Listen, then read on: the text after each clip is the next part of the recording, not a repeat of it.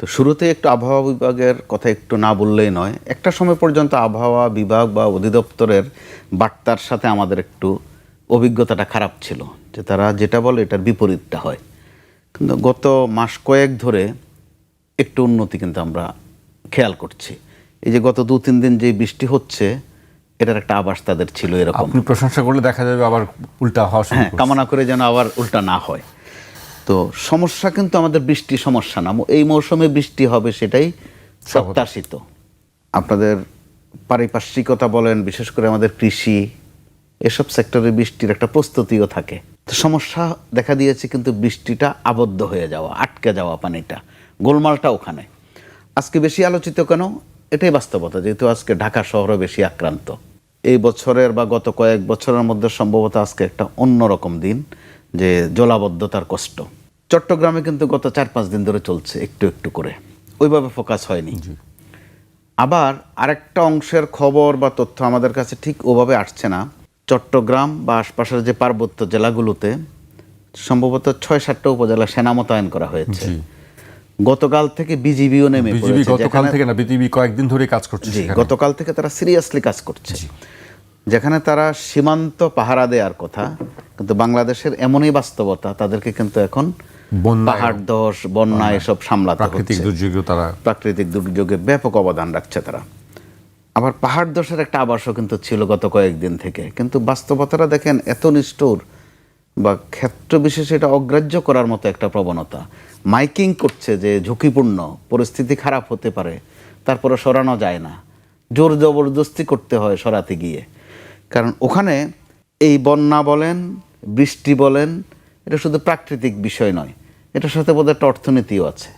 বিশেষ করে পাহাড় প্রশ্নে, পাহাড় দখলে রাখা, মাঝে মধ্যে মৃত্যুর শিকার হওয়া, তারপরও হাল ছাড়ে না। কিন্তু পাহাড় কাটছেন তো, পাহাড় কাটছেও, দখলেও নিচ্ছে, কাটছেও, মাটি বিক্রি করছে।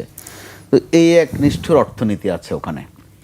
আবার চট্টগ্রামে যখন কিছুদিন আগে এরকম অবস্থায় হলো, পুরো শহর ডুবে গেল, চট্টগ্রামে বৃষ্টি আবার একটা ভালো রাজনীতি আছে, স্থানীয় সরকারে এটা খুব কাজে দেয়। বিশেষ করে মেয়র যিনি হন বা হবেন, তিনি এটাকে তার মতো করে ব্যবহার করেন।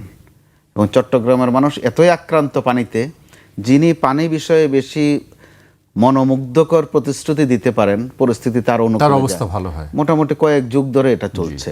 কিন্তু এই কিছুদিন আগে যখন গোটা শহর ডুবে গেল, আমাদের সরকারের দিক থেকে সেটা অস্বীকার করার শুরু হলো, যে না, এই ছবিগুলো নাকি এআই দিয়ে তোলা ছবি। এগুলো কিন্তু মানুষকে কষ্ট দেয়, যারা ভোগে, ভুক্তভোগী যারা, তাদের কিন্তু কলিজা ছিঁড়ে যায় এই ধরনের বয়ানে। তো আজও চট্টগ্রামে খুব বাজে অবস্থা, আজকে ঢাকায় বেশি বাজে অবস্থা হওয়াতে আমরা বোধহয় একটু বেশি অ্যাটেনশন দিচ্ছি। তো এখানে আমাদেরকে কি ইঙ্গিত করে? আমরা চট করে বৃষ্টির ওপর দোষ দিয়ে দেয়, যে বৃষ্টি বেশি হয়েছে, এটা মুখস্থ দোষ দেওয়া যায়। বৃষ্টির দোষ দিলে সে কোনো প্রতিবাদে করে না, কিন্তু দোষারোপের জায়গাটা কোন জায়গায়? ওই পানিটা সরতে পারছে না গোটা ঢাকা শহরে। এখানে নানান দিক আছে। একটা হচ্ছে ঢাকায় 57-58টা স্পষ্ট বড় বড় খাল নাই হয়ে গেছে, খুঁজেও পাওয়া যায় না কোথাও। না মোস্তফা কামাল ভাই, খালে যে পানি যাবে, সেই পানিটা কিভাবে যাবে? আপনি যে মুখগুলো যে দেখেন, আমি দেখছি যে রাস্তায় মুখগুলোও নাই, পলিথিনে বন্ধ হয়ে গেছে, মুখও নাই, খালও নাই। অনেক খাল কিন্তু নাই হয়ে গেছে। এখন যদি আপনি এই প্রজন্মের বা আমাদের চেয়ে 2-4 বছরের ছোট তাদেরকে যদি বলেন যে কারওয়ান খাল কোথায় ছিল, বলতে পারবে না। এটা এই এলাকাতে ছিল নদীর মতো। যদি বলা হয় যে বালু নদী কোথায় ছিল, বলতে পারবে না। এটাই এখান থেকে মাইল কয়েক দূরে, অর্থাৎ বিটিভির কর্নারে যে একটা এখন খালের মতো দেখা যায়, এটার নাম ছিল বালু নদী। এরকম যদি বলা হয় যে দুলাই খাল কোথায় ছিল, বলতে পারবে না, ওইটাই কিন্তু ধোলাই খাল।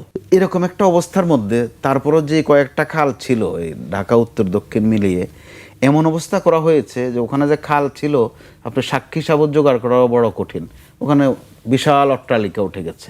যারা এই দখলবাজিটা করে, খাল দখলও একটা অর্থনীতি, একটা ব্যবসা বা একটা দুর্বৃত্তায়ন যেটাই বলেন, তারা কিন্তু খুব বুঝে শুনে এটা করে, খুব বুঝে শুনে করে, যে করে ফেললে কোনো প্রতিকার মিলবে না বা এটা সরাতে আর পারবে না। এর মধ্য দিয়ে সরকারের দিক থেকে বিভিন্ন সরকার, এই সরকার আজও করেছে, বৈঠকে নিয়ে সর্বোচ্চ গুরুত্ব দিয়েছে। দলীয় ফোরামে গত রাত বিএনপির সর্বোচ্চ যে তাদের নীতি নির্ধারণী ফোরাম স্থায়ী কমিটিতে খুব গুরুত্ব দিয়ে আলোচনা হয়েছে যে বৃষ্টির পানি কিভাবে সরানো যাবে, অথবা ঢাকা শহরকে কিভাবে আবর্জনা মুক্ত করা যাবে। অর্থাৎ গুরুত্ব দেওয়ার প্রশ্নে কিন্তু কম দেয়া হচ্ছে না। তো আপনারা যখন ভাণ্ডই নাই, ভাণ্ডই খেয়ে ফেলেছে। তো ওখানে কতটুকু গুরুত্ব দিয়ে কতটুকু উদ্ধার করা যাবে এটা কিন্তু খুব ভাবনার বিষয়। তার উপর বন্যা, এটার সাথে আমরা মুখস্থ, বন্যার মৌসুম। তো বন্যায় ওখানে নানান দিক আছে। হাওর অঞ্চলে যে বন্যা হয় এটাকে মোটেই প্রাকৃতিক বন্যা বলা যায় না। হাওরে অট্টালিকা বানিয়ে, হাওরে বিশাল রাস্তা বানিয়ে হাওরের সর্বনাশ পুরোটা করে দেয়া হয়েছে। ওই সর্বনাশ কিন্তু সারা দেশ এখন ভোগে। আপনি কিশোরগঞ্জ অঞ্চলে বা ওই অঞ্চলে যে কয়েকটা হাওরে বিশাল বিশাল রাস্তা তৈরি করা হয়েছে বা হাওয়া দেওয়া হয়েছে, ওগুলোর জের কিন্তু এখন সারা দেশ সইছে। মৌসুমের বাইরেও ওখানে বন্যা হয়, আগাম বন্যা হয়, কিন্তু বলার কিছু নাই। আপনি সৌন্দর্যের দিকে তাকাতে হয়, হাওর দেখতে হয়, জ্যোৎস্নারাত দেখতে হয়। এক নিষ্ঠুর অবস্থায় আমাদেরকে ফেলা হয়েছে। তারপরে হচ্ছে প্রতিবেশী দেশের প্রাসঙ্গিকতা। তো নদীগুলো তো এখন আর এক দেশীয় নদী নয়, ম্যাক্সিমাম নদী কিন্তু অভিন্ন, 54টা নদী, 54-55টার মতো। দু একটার সাথে বোধহয় আশপাশে আরও দু একটা রাষ্ট্র প্রাসঙ্গিক আছে। তো ওই জায়গায় আমাদের মধ্যে বেশি আলোচিত তিস্তা। একদিকে তিস্তার আলোচনা, তিস্তা এখন আর শুধু নদীও না, তিস্তা একটা পরিকল্পনা, তো আবার পরিকল্পনাও না, মহাপরিকল্পনা। ওখানে আবার শুধু ভারত প্রাসঙ্গিক না, ওখানে আবার চীনও প্রাসঙ্গিক। অর্থাৎ তিস্তা এখন যত না নদী তার চেয়ে বেশি কূটনীতির আইটেম, রাজনীতির আইটেম। তার উপর আবার এসেছে পদ্মা ব্যারেজের প্রশ্ন। প্রত্যেকটাই প্রয়োজনীয়, অপ্রয়োজনে নয়। আমাদের পানির বিষয় হয়, পানি মোকাবেলা করার বিষয় না। পানি সংরক্ষণের একটা পদ্ধতি আছে, আমরা সেটাকে এমফেসাইজ দিচ্ছি মাঝে মধ্যে, কিন্তু সেটা নিয়ে একটু দূর এগুতে না এগুতেই আমরা আরেকটা প্রসঙ্গে চলে যাচ্ছি, ওই বিষয়টা তামাদি হয়ে যায়। আমি ধারণা করি আজ আমরা যে আলোচনা করছি, ঢাকার এই পানি যদি দিন দুয়েকের মধ্যে পরিষ্কার হয়ে যায়, আমরা আর এই নিয়ে থাকবো না। কিন্তু এই নিয়ে তো থাকার বিষয় আছে। আমরা হামে ভুগছি। এই পানি কিন্তু ডেঙ্গুর বংশ বিস্তারের একটা উৎকৃষ্ট ভূমি। একদম আপনি যাকে বলবেন যে হ্যাচারি বলতে পারেন, যে উৎপাদনের প্রশ্নে হ্যাচারির মতো। আমাদের এখন পর্যন্ত ওইদিকে কিন্তু খুব একটা অ্যাটেনশন নেই। পানি যেখানে যেখানেই থাকবে ওখানেই একটা শঙ্কা, এই সংখ্যাটা থেকেই যায়। এটা প্রাকৃতিক বিষয়। তো এগুলো নিয়ে সরকার যেহেতু অ্যাটেনশন দিয়েছে, আমরা আশা করব অ্যাটেনশনটা শুধু টিভি সংবাদ বা গণমাধ্যমের সংবাদ হওয়ার জন্য যেন না হয়, কার্যকরভাবে যেন এটা একটু সিরিয়াসলি নেওয়া হয়। জি কামাল ভাই, আপনার কাছে আবারও আসবো। আমরা সাকিব ভাইয়ের কাছে আসতে চাই। সাকিব ভাই, আমরা কামাল ভাইয়ের বেশ কয়েকটি বিষয় উল্লেখ করেছিলেন, যে প্রাকৃতিকও আছে, যেমন মানুষ্য সৃষ্টিও অনেক কিছু আছে, প্রতিবেশী দেশেরও ভূমিকা আছে। আপনার কাছে কি মনে হয় এই সার্বিক বিষয়গুলো থেকে আসলে কিভাবে আমাদেরকে মোকাবেলা করা উচিত সামনের দিনগুলো? আমি যেটা বলবো সেটা হচ্ছে, আমি একটু ম্যাক্রো লেভেলে কথা বলতে চাই। আমি একদম উপরে, আমি যেহেতু এক্সপার্ট না এই ব্যাপারে, আমি যেটা বলতে চাই সেটা হলো যে আমাদের সবচেয়ে বড়, আমি সেদিন সুরজিৎ বাল্লা বলে একজন ভদ্রলোক আছে, উনি বোধহয় অ্যাডভাইজার ছিলেন, ইকোনমিক অ্যাডভাইজার ছিলেন প্রধানমন্ত্রীর, ভারতীয় প্রধানমন্ত্রীর। তো উনি বলতেছেন যে সবচেয়ে বড় প্রবলেম ইন্ডিয়ার কে, সেটা উনি বলতেছেন বড় বাবু। বড় বাবু যারা থাকে, হ্যাঁ, বড় সেক্রেটারি যারা থাকে, আপনি দেখবেন যে তাদের কিন্তু কখনো চাকরি যায় না, তাদেরকে কিন্তু কখনো জেলে যেতে হয় না। এই যে এখানে আপনি জলাবদ্ধতার কথা বলছেন, তার মানে পানি নিষ্কাশন ব্যবস্থার নিশ্চয়ই দায়িত্ব আছে কোনো একটা অফিসের, সেটা ওয়াটার সাপ্লাই হোক বা যেই হোক। তো তারা এই 30 বছর ধরে করেছে কি? তাদের সামনে দিয়ে যখন তাদের পানি নিষ্কাশন যে জায়গাটা দিয়ে যায়, আমরা জানি একটা ঢালু জায়গা দিয়ে যেতে হবে, ড্রেনেজ হইতে হবে, এটার তো একটা ব্যাপার আছে। তাহলে ওই যে খালগুলা বললেন, ভাই বললেন যে খালগুলো চলে যাচ্ছে, তো আশা করেছে কি তাদের কারো চাকরি গেছে? তাদের কিন্তু চাকরি যায় নাই। মানে এটা কিন্তু একটা অশুভ নেক্সাস। অশুভ নেক্সাসটা হচ্ছে, আমি যেভাবে দেখি, রাজনৈতিক নেতৃত্ব যাদের পার্টি চলে দুর্নীতির টাকার উপরে, এবং তারা আবার এখানে রাখছেন হচ্ছে যে ব্রিটিশ আমল থেকে যে সিস্টেম হয়ে আসছে। ব্রিটিশ আমলে কিন্তু আমাদের আপনার যারা ব্যুরোক্রেট ছিল, আমলা ছিল, তাদের তো আর কোনো জনগণের পক্ষে যেতে হবে না, তারা রাষ্ট্র, তথাকথিত ব্রিটিশ রাষ্ট্রের পক্ষে থাকবে, এবং ব্রিটিশ রাষ্ট্রের পক্ষে থেকে তারা আসলে জনগণের বিরোধিতাই করতো, তারা জনগণের বিরুদ্ধেই থাকতো। ঠিক যখন তারা আবার এই ভারত স্বাধীন হলো এবং আমরাও পরে স্বাধীন হলাম, আমরা তো ওই সিস্টেমটাই চালাই যাচ্ছি। আমাদের এখানে, আমি কয়েকদিন আগে এক অনুষ্ঠানে বলছি যে আসলে আমাদের প্রবলেম হচ্ছে রাষ্ট্র। আমি যখন আমার চাকরি শুরু করি 91 সালে, তখন আল্লাহকে বাঁচাইছেন যে আমি একটা নীতি আমার মাথায় ঢুকছিল। সেটা হলো, কীভাবে ঢুকছিল সেই যাচ্ছে না, কিন্তু ঢুকেছিল। সেটা ছিল যে আমি কূটনীতিক যেহেতু সার্ভিসে ছিলাম, আমি বলেছিলাম আমি আসলে বাংলাদেশের সবচেয়ে দুর্বল মানুষকে প্রতিনিধিত্ব করি। আমি রাষ্ট্রকে প্রতিনিধিত্ব করি না। ভিতরে ভিতরে আমার এটা ছিল, আমি তার বাইরে বলতে পারছি না যে আমি রাষ্ট্রকে প্রতিনিধিত্ব করি না। কারণ রাষ্ট্র কি আসলে? রাষ্ট্র হইল গিয়ে অভিজাতদের একটা তৈরি করা একটা স্ট্রাকচার। হ্যাঁ, যেমন কর্পোরেশনের নামে যেমন মানুষ যেমন ক্রাইম করতে পারে, রাষ্ট্রের নামেও কিন্তু এরা ক্রাইম করে, এবং এই অপরাধটা করে রাষ্ট্রের নামে। আপনি যদি জনগণের পক্ষে হইতেন তাহলে কিন্তু এই ক্রাইমগুলো, অপরাধগুলো করতে পারতেন না, বুঝছেন? রাষ্ট্রটা যেহেতু একটা বিমূর্ত একটা জিনিস, সেটা নামে করা যায় যে আমি রাষ্ট্রের জন্য করেছি, আমি রাষ্ট্রের জন্য 1,00,000 লোককে মেরে ফেলেছি। কে, হু টোল্ড ইউ? তো ঠিক সেইভাবে আমি বলবো যে আমরা ধরেন পাহাড়ে, এবারও পাহাড় ধসে মৃত্যু হয়েছে। তো পাহাড় ধসে মৃত্যু হচ্ছে, এইখানকার ডিসি, এসপি, ইউএন, এরা করে কি?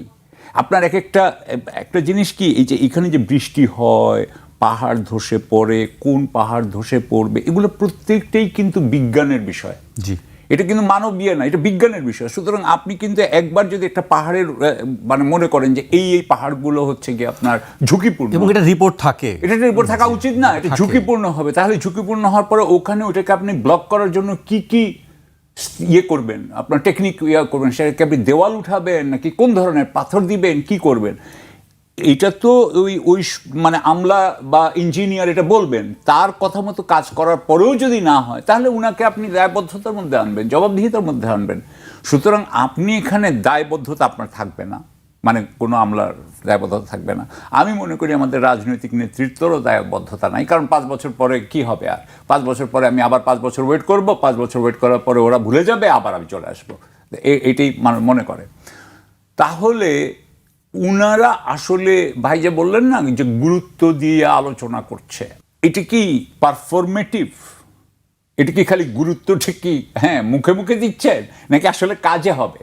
হ্যাঁ, সো আমার কাছে আমি যেটা বলতে চাই, আমি এটা অন্য জায়গায় বলি যে আমাদের দেশের সকল প্রতিষ্ঠান, বিশেষ করে সরকারি প্রতিষ্ঠান, ভেঙে পড়া শুরু হয় কিন্তু 17ই ডিসেম্বর 1971 সালে। এবং শেখ মুজিবুর রহমান সাহেব আসার পরে এটা তো মানুষজন মনে করেছিল যে এটাকে উনি ঠিক করবেন, এবং আমাদের কয়েকদিন পরেই আশা ভঙ্গ হয়ে গেল যে না, উনি এটা ঠিক করবেন না। এবং ওইটার পরের থেকে গত 57 বছরে কিন্তু একই সিস্টেম চলে আসছে। ঢাকার অবস্থা কেমন মনে হয় আপনার কাছে? আপনি তো অনেক শহর দেখেছেন বিশ্বের, সেখানে আমরা কোথায় আছি আসলে? আচ্ছা, আপনি এখন যে বললেন না যে বৃষ্টি হচ্ছে, জলাবদ্ধতা হচ্ছে, আমি তো আজকে তো বায়ু দূষণ থেকে কিছুটা বেঁচেছি, তাই না?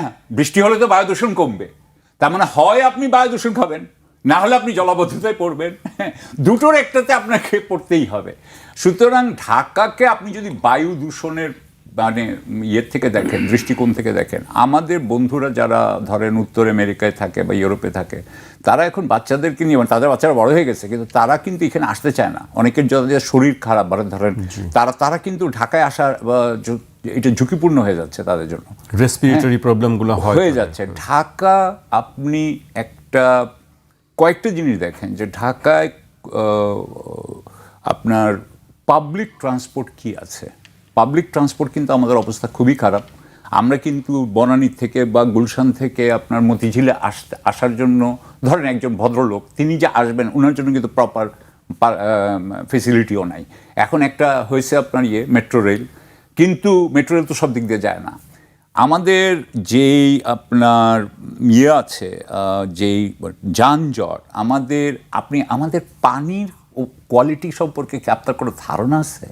ভাইও বলতে পারবে যে আমাদের এখানে, আমি বাংলায় বলতেছি না, কিন্তু এখানকার ফিকাল এলিমেন্ট কতটুকু, সেটা কিন্তু একটা বিরাট আমাদের এই পানি। হ্যাঁ, সুতরাং পানি ঠিক নাই, বাতাস ঠিক নাই, রাস্তা ঠিক নাই, হ্যাঁ, এবং কেউ যে এটার দায়বদ্ধতা আছে তাও নেই। ওয়াটার লগিং থেকে কিভাবে বের হওয়া যায় আপনার কাছে কি মনে হয়? আমার কথা হলো যে পানি যেখান দিয়ে আসে, পানি বের হওয়ার জন্য ঢালু জায়গাগুলো থাকে, সেই ঢালু জায়গা করতে হবে আপনাকে, ঢালু থাকার কথা।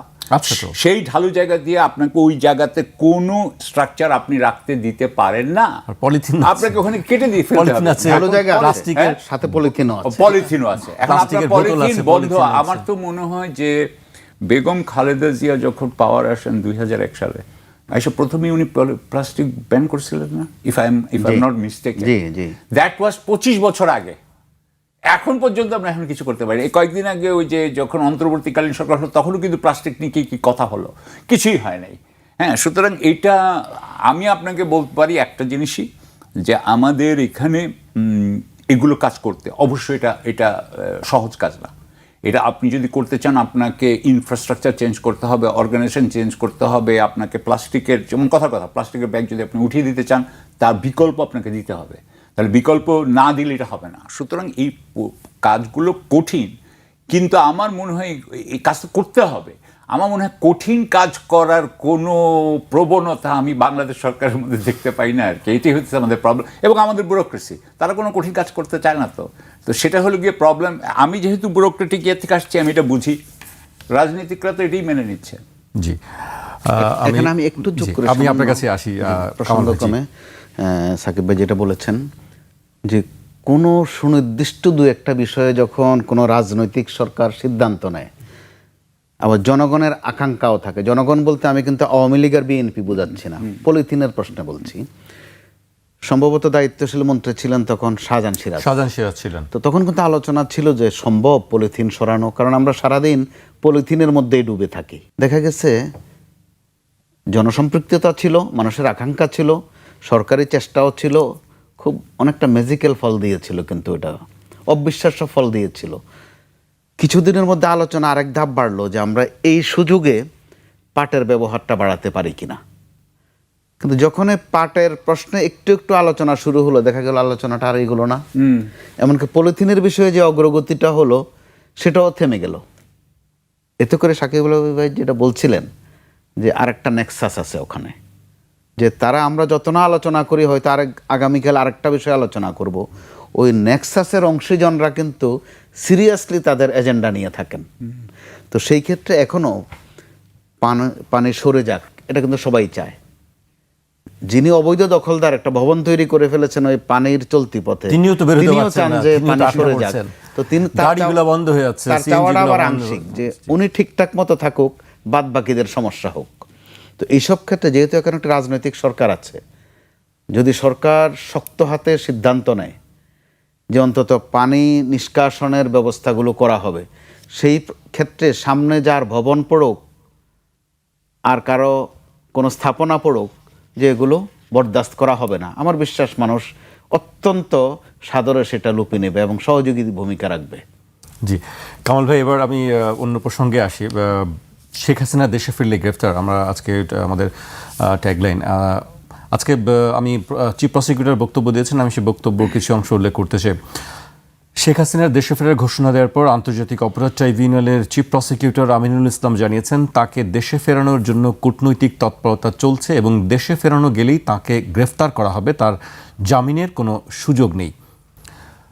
ভারতীয় বা সংবাদ মাধ্যমেরও বেশ কয়েকটি খবর আছে, আমি সেগুলো উল্লেখ করতে চাই। শেখ হাসিনার এই ঘোষণা বাংলাদেশে একটি নতুন রাজনৈতিক মেরুকরণ বা অস্থিরতা তৈরি করতে পারে। দলীয় নেতাকর্মীদের উপর যে চাপ রয়েছে তা কাটিয়ে উঠতে এবং আসন্ন নির্বাচনের আগে দলকে পুনর্গঠিত করতেই তিনি দলবল সহ আদালতে আত্মসমর্পণের এই আইনি ও রাজনৈতিক পথ বেছে নিচ্ছেন।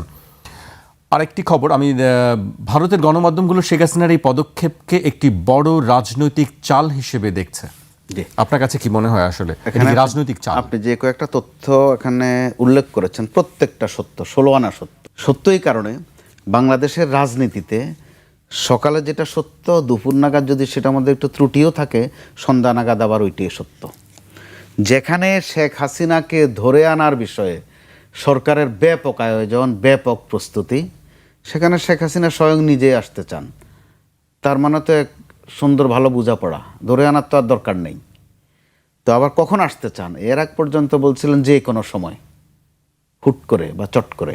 তারপরে ডিসেম্বর, এবার ডিসেম্বর একদম দিনক্ষণও তিনি দিয়ে দিচ্ছেন। তারপর অনেকে বলছে কেন ডিসেম্বর, কেন আজকাল নয়? কেন সেটাই আগস্টে নয়? আগস্ট অত্যন্ত স্পর্শকাতর মাস। তো আবার কতগুলো কথা আছে আপনার বা আমার বলার অপেক্ষা রাখে না, যে বৃষ্টি এলে রাস্তাটা ভিজে যাবে, এটা বলা লাগে আপনার? রাস্তা আসলে তো এটা ভিজবেই। বৃষ্টি আসলে কেউ যদি জোর করে বলে, আমাদের আলেমদের মধ্যে প্রবণতা আছে যে যারা রোজা আছেন তারা ইফতার করবেন, বলেন সুবহানাল্লাহ। এখানে সুবহানাল্লাহর কিচ্ছু নাই। যিনি রোজা আছেন তিনি সন্ধ্যায় ইফতার করবেন। তো শেখ হাসিনা আসলে তো গ্রেপ্তারি হবেন, তার বিরুদ্ধে অসংখ্য মামলা, গুরুতর বলা মামলা। হচ্ছে তার জামিনের কোনো সুযোগ নেই। হ্যাঁ, তো আবার এটা হচ্ছে আগাম কথা, কারণ বাংলাদেশে আমরা দেখেছি ঘটনা উল্লেখ নাই করি, ব্যক্তি উল্লেখ নাই করি, যাতে কারোর মধ্যে মিশ্র প্রতিক্রিয়া না হয়। রাজবেশে এখানে আসার দৃষ্টান্তও আছে, কিন্তু এসে আত্মসমর্পণ করে আইনকে মোকাবেলা করা এই জিনিসটা এখনো অবশিষ্ট আছে বাংলাদেশে। তো সেটা হতেও পারে। আবার তিনি কে?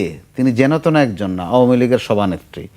এত বড় একটা দল, কে তাকে পছন্দ করলো, কে আওয়ামী লীগকে অপছন্দ করলো, এটাও ম্যাটার করে না। এই দলের কর্মীরা তাদের মতো করেই কিন্তু চলে। আপনি খেয়াল করেছেন আজ পর্যন্ত শেখ হাসিনা বা ওবায়দুল কাদের বাদে দেন, একদম নিচের গোরান টেম্পো লীগের সভাপতি ধরেন, বা কাঁঠাল বাগান ঢালের বৈঠা লীগের সেক্রেটারি ধরেন, বলছে একজনও যে আমরা কোনো ভুলভ্রান্তি করেছি বা আমাদের ওয়ার্ড কমিটি আর কি। হ্যাঁ বলেছে আমাদের কোনো ভুল হয়েছে না। অর্থাৎ চিন্তার জগতে তারা কিন্তু এক আছেন।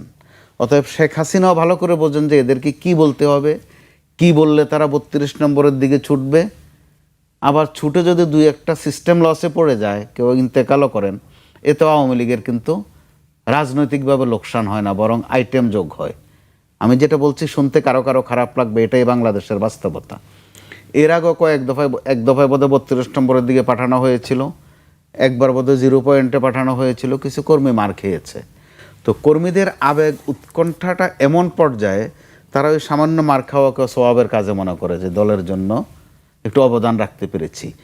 এখন শেখ হাসিনা বাংলাদেশের আগামী রাজনীতিতে তিনি অবশ্যই প্রাসঙ্গিক। যারা বলতে চান যে তাকে তিনি অপ্রাসঙ্গিক হয়ে গেছেন বা কবর হয়ে গেছে, নানান তাচ্ছিল্যের সাথে বলেন, তা নয়। বাস্তবতা হচ্ছে বাংলাদেশে আওয়ামী লীগ প্রাসঙ্গিক। ঘুরে দাঁড়াবে কি দাঁড়াবে না, বা কতটুকু দাঁড়াবে, ক্ষমতায় আবার ইহকালও আসতে পারবে কিনা, আছে এসব প্রশ্ন থাকতে পারে, কিন্তু অপ্রাসঙ্গিক নয়। তার এই প্রাসঙ্গিকতা বুঝেই শেখ হাসিনা নিশ্চয়ই এই ধরনের বক্তব্য দিচ্ছেন। আবার তিনি কতজনই তো কত বক্তব্য দেন, রয়টার্স সহ আন্তর্জাতিক গণমাধ্যমগুলো ওনার বক্তব্যকে এভাবে পিক করেন কেন? জি, এটাও তো একটা প্রশ্ন।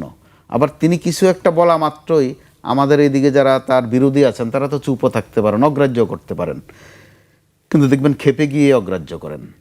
আবার এক পক্ষ দেখলাম যে গত 2 দিন খুব, অন্তত ফেসবুকে খুব সরব, তাকে আসতে দেয়া যাবে না, এটা ঠেকাতে হবে। এটা আবার নতুন উপাদান, যেখানে স্বয়ং সরকার চায় আনতে এত খরচপাতি করে। হ্যাঁ, বিচারের বিষয় আছে যেহেতু যেখানে আইনের বিষয় আছে, এখানে কূটনীতির বিষয় আছে, যেন তেন বিষয় না তো। ওনারা খাগড়াছড়ির থেকে নিয়ে আসা না তো, বা গোপালগঞ্জ থেকে ধরে নিয়ে আসা না। আরেকটা দেশে তিনি আছেন, বিশেষ প্রটোকলে আছেন, কূটনীতির অনেক প্রাসঙ্গিকতা সেখানে। তো যারা আবার বলছেন আসতে দেয়া যাবে না, ঠেকাতে হবে, এটা আবার নতুন উপাদান। কেন আসতে দেয়া হবে না? তিনি আসতে চান, সরকার ধরে আনতে চায়, আইন তার উপস্থিতি কামনা করে। আমাদের আইনের একজন লোক বলেছেন যে ডিসেম্বরে কেন, উনি পারলে এখনই আসেন, ওনাকে খুব দরকার। তো ওনাকে যখন খুব দরকার, উনি নিজে আসতে চান, তা আপনারা আবার বাধা দিচ্ছেন কেন যে সবাই ঐক্যবদ্ধ হও, তিনি যেন আসতে না পারেন। অর্থাৎ বিষয়গুলোর মধ্যে একটা ভজঘট, উদ্ভট কথাবার্তা। তো নিশ্চয়ই হিডেনে কিছু না কিছু আছে, নইলে তাকে এই আগস্টের আগে, এই জুলাই মাসে, এই বৃষ্টি বাদলার দিনেও প্রাসঙ্গিক করা একেবারে যেনতেন বিষয় নয়। জি, সাকিব ভাই, চলমান ঘটনা যেসব আছে নিশ্চয়ই আপনি চোখ রাখছেন। আপনার কাছে বিষয়টি কি মনে হচ্ছে, বিশেষ করে শেখ হাসিনার যে মানে দেশে ফেরার ঘোষণা, তারপরে সরকার প্রতিক্রিয়া, ট্রাইব্যুনালের প্রতিক্রিয়া, সাধারণ মানুষের প্রতিক্রিয়া, আপনার কাছে কি মনে হয় বিষয়গুলো? রাজনৈতিক চাল বলছেন কেউ কেউ। আমি প্রথমে একটু জলাবদ্ধতার বিষয়ে একটা কথা বলে, জলাবদ্ধতার বিষয়ে বলতেছি না, আমি মৌলিক বিষয় বলতে চাই। এটা বলে তারপর আমি এখানে আসতে চাই। সেটা হচ্ছে যে যারা আয়েশি জীবন যাপন করে, তাদের যে আপনার হিউম্যানিটি, অনেক সময় তাদের মানবিকতাটা পারফরমেটিভ। যারা আয়েশি জীবনযাপন করে তাদেরকে দিয়ে আসলে কিন্তু বড় কিছু হবে বলে মনে হয় না, কখনো হয় না। এবং উনারা কিন্তু স্ট্যাটাস কো অ্যান্টে, যেটা স্ট্যাটাস কো, যেটা অবস্থা, সেটাকেই উনারা রেখে দেন। আমি মনে করি যে আমাদের সরকারের যারা একেবারে উপরের লেভেলে আছেন এবং আমাদের ব্যুরোক্রেসির যারা উপরের লেভেলে আছেন, তারা দুইটা গ্রুপই, এবং ব্যুরোক্রেসি বলতে আমি সিভিল মিলিটারি সবই বুঝাচ্ছি, অত্যন্ত আয়েশি জীবনযাপন করেন। এখনও দেখেন আমাদের কিন্তু বেতন কার কি বাড়বে কথা নাই, হ্যাঁ জিনিসপত্রের দাম বেড়েছে, সরকারি কর্মকর্তাদের কিন্তু বেতন বেড়ে গেছে, ওটা এফেক্টিভ হবে কখন সেটা আরেক কথা, কিন্তু করছে। সো আমি মনে করি যে এই যে আয়েশি যেই কমফোর্টেবল, দে আর টু কমফোর্টেবল, ওনাদের মধ্যে কোনো ব্যাপারে কিন্তু আমি কোনো আর্জেন্সি দেখি না। ওনাদের কিন্তু খিদা পাইতে হয় না, ওনাদেরকে কিন্তু বৃষ্টিতে ভিজতে হয় না, ওনাদের কিন্তু এই সমস্যাগুলো হয় না। এবং যেহেতু সমস্যাগুলো হয় না, আমি এই জন্য কিন্তু ওনারা এই কাজটা করবেন এই ব্যাপারে আমি একেবারেই আশা শূন্য, আমার কোনো আশা নেই, zero. And I can bet with other Kamal ভাই people. হাসছেন, কিন্তু হ্যাঁ হাসতেছে, কারণ এটি বাস্তব, উনি তো সাংবাদিক, তো সাংবাদিকরা একটা ইয়া করেন, কিন্তু আমি বলতেছি জিরো চান্স। কারণ আমি যে দেখেছি, আমি সেটা দেখে আমি আপনাকে বলছি। না, আমরা দেখছি, আমরা এটা বাস্তবতা। সাকিব ভাই তার বাস্তবতার কথাই বলছেন। হ্যাঁ ঠিক তো, এবং এটা হওয়ার কোনো কথা নাই। কারণ আপনি যদি মাল মশলা মানে আসে না যে আপনার রান্না করতে গেলে আপনার মাল মশলা যদি একই থাকে তাহলে তো একই রান্না হবে, আপনার মাল মশলা তো কোনো কিছু চেঞ্জ হয় নাই। সো আমি মনে করি না যে এই জলাবদ্ধতা বা এইগুলোর কিছুই ইয়ে হবে। এখন আপনি আসি আমরা শেখ হাসিনার ব্যাপারে। এই শেখ হাসিনার ব্যাপারে একটা কথা আছে, আমরা যখন খুব ছিলাম, আমি চাকরি ছেড়ে দেওয়ার পর থেকে যে আইসি জীবন তো গেছে, হ্যাঁ তার আগে তো আইসি জীবন ছিল। আমি বলবো আমি আল্লাহর কাছে চিরকৃতজ্ঞ যে আল্লাহ যে আমাকে আইসি জীবন থেকে বের করে আনছেন। কারণ আইসি জীবন থেকে বের হয়ে আমি অনেক কিছু শিখছি। আমি আইসি জীবনে থাকলে শিখতাম না, খুশি লাইফ ছিল, ভালো ভালো পোস্টিং করতাম, সেটা হয় নাই, উইচ ইজ ফাইন। আমি এখানে যেটা বলতে চাই, যখন শেখ হাসিনা ছিলেন, আমি এখানে একটা কথা বলতে চাই, আমি কিন্তু কোনো মানুষকে পার্সোনালি অ্যাটাক করার পক্ষপাতী নই, হ্যাঁ আমি কিন্তু এটা করতে চাই না। প্রত্যেকটা মানুষকে আমি কিন্তু তার কাজের হয়তো আমি তার সমালোচনা করছি, কিন্তু আমি কোনো মানুষের সমালোচনা করছি না। সেই হিসাবে আমি বলি যে যখন শেখ হাসিনার সময় যখন সংগ্রাম হইতো বা সংগ্রামের মানে আমরা একটা চেষ্টা করতেছি ইয়ে হচ্ছে, তখন বিএনপির নেতাদের কিন্তু ড্রয়িং রুমের আপনার মাঝে মধ্যে ছবি আসতো, মানে ওনারা ধরেন ড্রয়িং রুমে বসে আছেন, সাক্ষাৎকার দিচ্ছে, তা আমি দেখতাম যে ওনাদের সাধারণত ড্রয়িং রুমগুলো খুবই জমকালো। তখন আমি একটা নতুন আমার মাথায় ঢুকছিল যে জমকালো যে ড্রয়িং রুম যার, তাকে দিয়ে বিপ্লব হবে না, এটা হয় না, এটা বিপ্লব হইতে পারে না। এবং এই জন্য কিন্তু দেখেন হাসিনাকে কিন্তু ফখরুল ইসলাম আলমগীর সরায় নাই, সরাইছে কিন্তু যেই বাচ্চাগুলা, সেই বাচ্চাগুলো কিন্তু আইসি জীবনযাপন করতো না। সুতরাং এখন আমরা আসি যে ওদেরকে যখন সরিয়ে দিল, শেখ হাসিনা চলে গেল, তখন এই বিপ্লব আর সরকারের মধ্যে দূরত্বটা বাড়িয়েছে কে? এটার জন্য একমাত্র দায়ী হচ্ছে আমাদের আর্মি চিফ।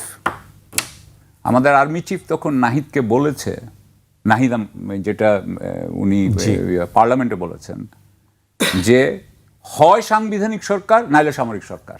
উনি বলার কে? তার মানে উনি কি বলতে যাচ্ছেন? তার মানে উনি বলতে যাচ্ছেন বাংলাদেশে কোনোদিন কোনো বিপ্লবী সরকার হবে না, ঠিক আছে?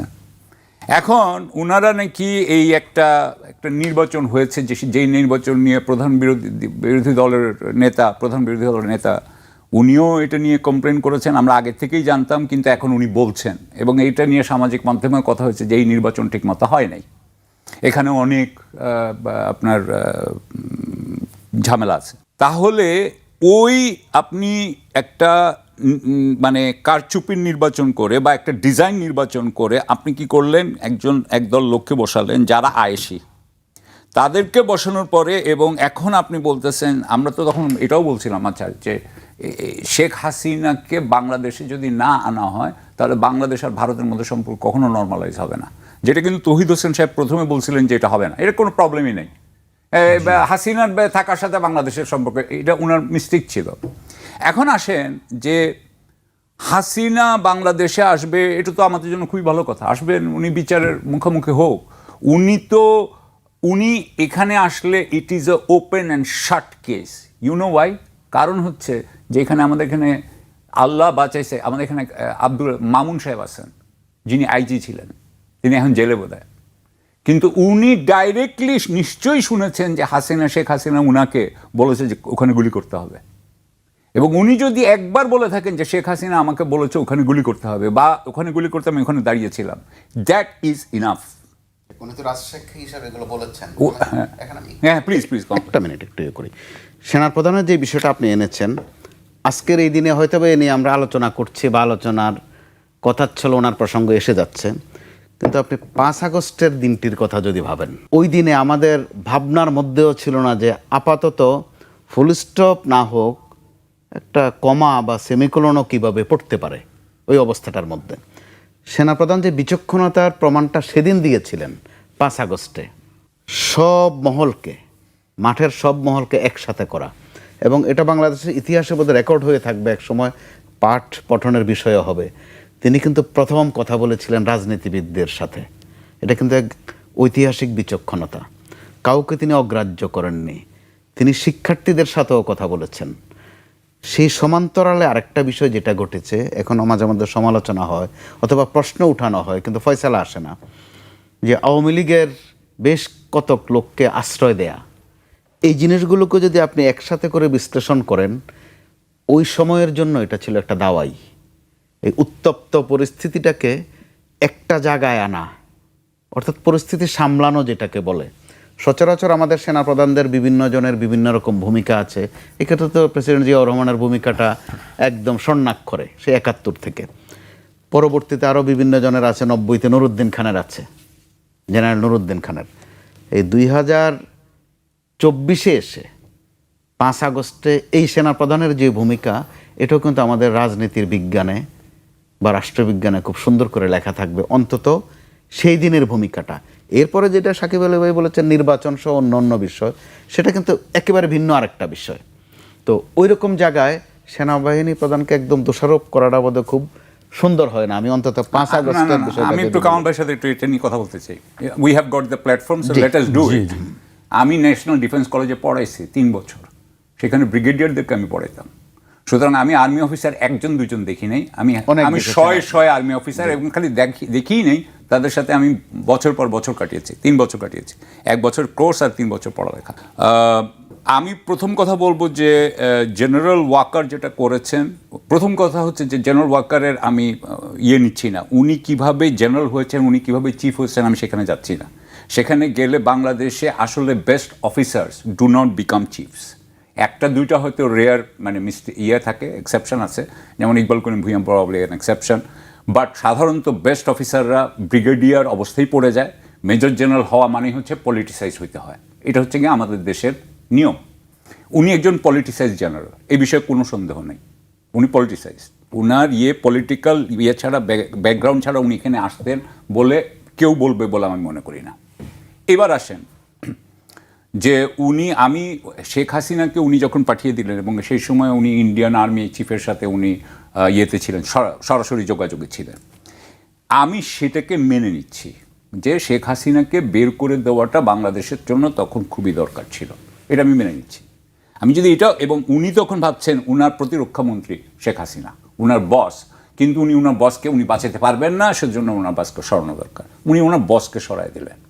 আমি এইটুকু মেনে নিতে পারি, কিন্তু যে মুহূর্তে উনি সরিয়ে দিলেন, আমি যেটা মনে করি যে উনি কিন্তু আওয়ামী লীগের 626 জনকে কাকে কাকে রেখেছেন, যতগুলো ডিজিএফআই ছিল, যতগুলো আর্মি অফিসার ছিল যারা গুম খুনের সাথে ছিল বলে অনেকেই জানে, উনি কিন্তু কাউকেই ধরেন নাই অলমোস্ট, এই খালি এই 2-1 ছাড়া।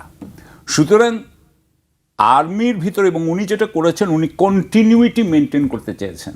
ওনার কথাটা হচ্ছে কন্টিনিউইটি মেনটেন। কন্টিনিউইটি মেনটেনটার একটা আপনার মূল্য আছে, এটা করতে হয়।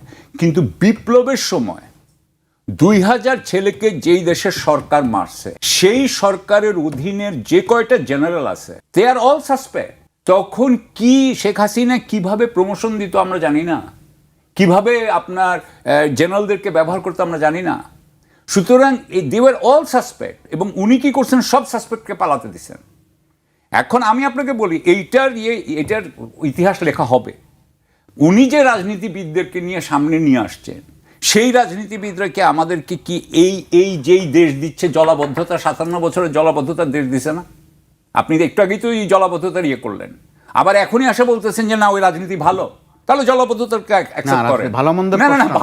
ভালো মন্দের প্রশ্ন নাই, যে ইনভলভ করা, একটা সমস্যা সামনে নিয়ে এসে সেটার একটা ফয়সালা রচনা করা। ওখানে শুধু রাজনীতি না সাকিব আলী ভাই, ওখানে কিন্তু কূটনীতির বিষয়ও ছিল, আপনি নিশ্চয়ই ভালো করে জানেন। শুধু রাজনীতি না, কূটনীতির এই কাজগুলো তিনি করেছেন শক্ত হাতে।